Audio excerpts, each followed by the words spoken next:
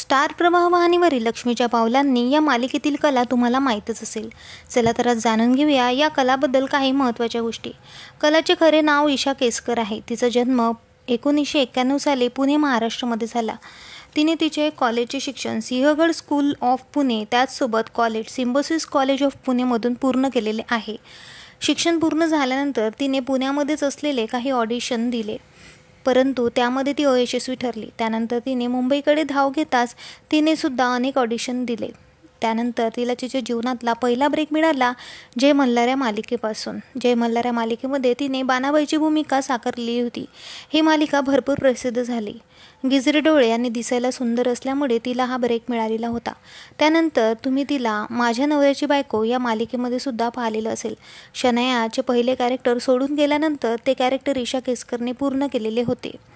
तिच्या प्रेमाविषयी जाणून घ्यायचं झालं तर काहे दिया परदेस या मालिकेतील मुख्य कलाकार ऋषी सक्सेनासोबत ती सध्या रिलेशनशिपमध्ये आहे। दोघांचंही प्रेम भरपूर वर्षापासून होतं, मात्र 2018 दोघांनी ते प्रेम ऑफिशियल केलं। दोघेही जण आता लिव्ह इन रिलेशनशिपमध्ये राहतात, मात्र ते लग्न कधी करणार हा आता मोठा प्रश्न आहे। ईशाचे करिअर उत्तम सुरू आहे। तिने अनेक मूव्हीजमध्ये सुद्धा काम केलेले आहे। त्यापैकी काही दिवसाआधी प्रदर्शित झालेला तिचा सरला 1 कोटी हा मूव्ही सगळ्यांनाच आवडलेला होता।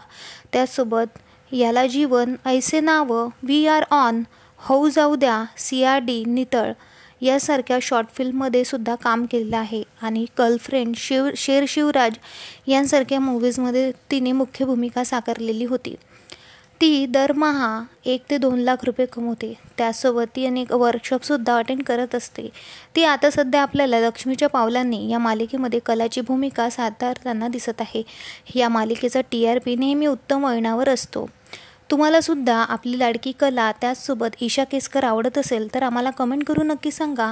आणि या व्हिडिओच्या माध्यमाद्वारे तुम्हाला अजून कुठल्या कलाकाराची माहिती जाणून घ्यायला आवडेल हेही आम्हाला कमेंट करून नक्की सांगा। अशाच प्रकारचे व्हिडिओ पाहण्यासाठी चॅनलला नक्की सबस्क्राईब करा। भेटूया परत, धन्यवाद।